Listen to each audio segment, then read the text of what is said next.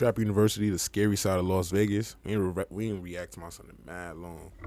But let's see what's going on with this shit. When I was reading about the Las Vegas councilwoman that stole $70,000 from a charity so she could pay for plastic surgery and her daughter's wedding, I thought this video would go in a completely different direction. That is, until I found a double homicide tied to sex trafficking that was never solved, which led to the death of one of the victim's mother and the death of a judge who got too invested into the case and even accused detectives.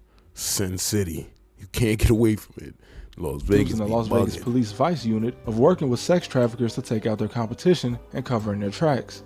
Many of you already know this, but the Las Vegas Strip actually lies almost completely within a town called Paradise. Because after the Jewish and Italian mafia started taking over casinos, they lobbied for the mayor of Las Vegas to not annex the area into the city, which must have been some pretty scary lobbying for Las Vegas to give up on taking the Las Vegas Strip. Fremont Street is part of the city, however. Now, it should be no secret that human trafficking is big in the state of Nevada. With prostitution being legal in some counties, some of these brothels have for years featured trafficked women and children blending in due to collusion between traffickers and brothel owners. But the disturbing case I found starts in 2015. Nah, trafficking is really fucked up, bro. Like, I wonder, like, I know it goes both ways sometimes. Like, niggas either telling them they're gonna get a better life, or they either just taking them or finessing them. Those are the only three ways, bro. Nobody just gonna get trafficked for no reason. Like, niggas gotta be like, nah, I'm gonna go live a better life than I'm living out here, over here, whatever the case may be. Shit. Niggas Melanie Andress Tobiasen, a Las Vegas judge, is worried about her teenage daughter's new job. And what she found is even backed up in court documents. Her daughter started to work at a clothing store called Top Knot. Her daughter looking kinda The judge became worried that the store was only a front for a prostitution ring. And after staking out at the location for some time, she claimed that the store turned into a club at night. And at night, she observed high school girls hanging out and dancing at this club, sometimes on stripper poles. She recorded license plate numbers and followed cars leaving the club at night to see where they were going. And she even claimed that daughters of judges and law enforcement officers were being targeted by pimps. She handed this information over to the police, but ended up being frustrated with the lack of action. And this is when she made the claim that some detectives were working with pimps and even receiving favors from prostitutes. Oh, nah, them and little niggas did on she know bullshit. the FBI was They got a nigga from Training Day on their side. Nigga, motherfucker, buggy like, yo, this bitch over here talking about this shit, yo. already investigating the Vice Unit for exactly what she'd accused them of. But part of the reason this judge would eventually get in trouble was how far she took her personal investigation. After noticing that the police weren't investigating the store owner, she threatened his lawyers, saying that if he contacted her daughter again, she would take care of it herself. And at one point, she even went to his house and kicked in the door. And although nothing came from all right. Who are you feeling like, lady? Like, hold on. Look at you, gang. Who are you feeling like? Nigga said she went to go kick the door down. Liam Neeson?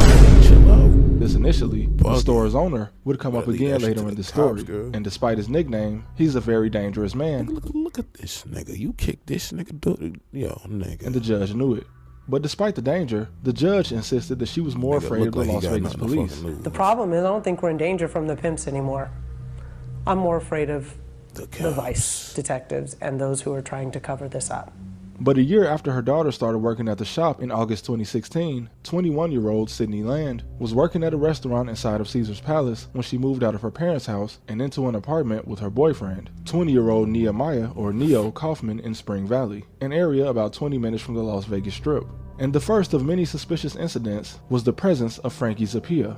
Frankie had a long rap sheet of petty crimes, but notably, not only was she a convicted prostitute, but she was also the stepdaughter of a Las Vegas police officer, and her sister Ariane was in the same line of work, adding credibility to the judge's claim about traffickers targeting daughters of law enforcement officers. Now Frankie and a man named Dominique, who may or may not have been her pimp or boyfriend, were at the couple's house on the night of October 25th.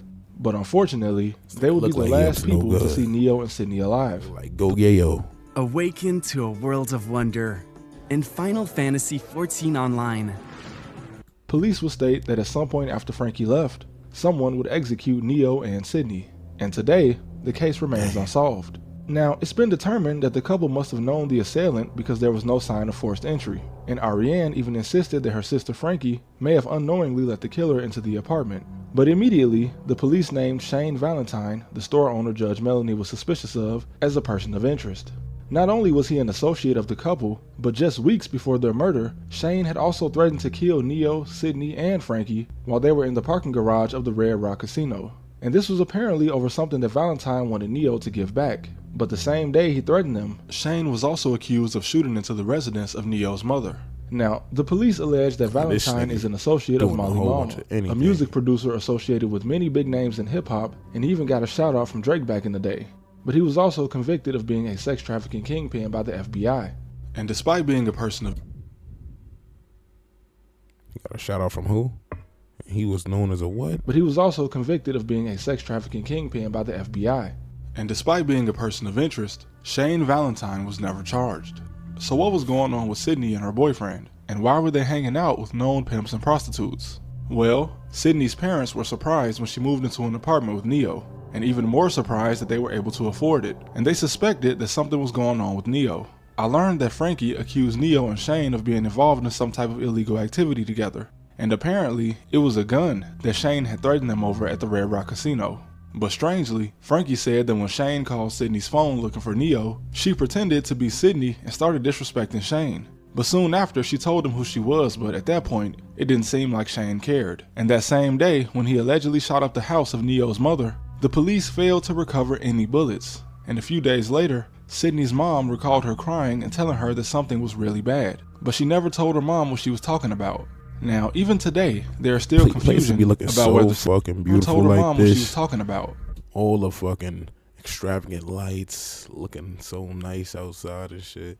And this be so fucked up, like Florida, Cali, Las Vegas, like god damn, my nigga. Now, even today, there is still confusion about whether Sydney herself was involved in prostitution. But Frankie claims that even though Neo used to be a good kid, he was now involved in pimping, and Sydney's sister even said he was controlling. And after years of no clear answer, Sydney's mom died mysteriously at her home in 2022. And I only say mysteriously because a year after that, in 2023, Judge Melanie was found dead in her home as well. And despite both reports saying that the women did this to themselves, Judge Melanie, before her death, heavily asserted that she was being followed and that if she ever came up dead, she didn't do it to herself. And Metro Police even went on to state that Shane was not even a suspect. So were the police covering for Shane? And or covering up the murders of Judge Melanie and Connie Land? Or did Shane's criminal history and threats he made distract the police from finding out what really happened? Well, unfortunately, all of that remains unclear. But mysterious crime is just a fact of life in Nevada. Despite not even being in the top 20 for population, the state has a higher ratio of missing people than California. And that's partially because both residents and visitors go missing here. But among major cities, Las Vegas ranks very high in homicide clearance, with nearly 93% of murders being solved in 2020, just 4 years after Sydney and Neo's death. But I guess that doesn't mean that the police don't turn a blind eye to sex trafficking. And a lot of signs point to the double murder and the deaths of Connie Land and Judge Melanie as being connected to the sex trade. And although at the time of Sydney and Neo's case, California was #1 in human trafficking cases, per capita, sex trafficking in Nevada was above the national average. But for years, members of the Vice Unit have been accused of engaging in prostitution and working with pimps. And a resident of Nevada making a claim like this wouldn't be that far-fetched. But these accusations being supported by a judge and the FBI, among many other reasons, should serve as a warning for anyone living or traveling to Las Vegas to engage in such a thing. Because if something happens to you, you can't really expect justice to be served. As you can see, a case of 2 women trying to get justice for 2 murders only ended in 4 deaths. And unfortunately, the families of Judge Melanie, Nehemiah Kaufman, and Sydney Land will probably never have closure. But Sydney's mother stated that since the city is so small, there are likely many people who know the truth and what happened. But rest in peace to everyone mentioned in this video. And I know someone watching this video will say that I just ruined their upcoming trip to Las Vegas, but that's okay, because I also have an upcoming trip to Las Vegas. It's cold. But thank you guys for watching this. Fucking reason, man. My son Travis University though, he be doing his thing.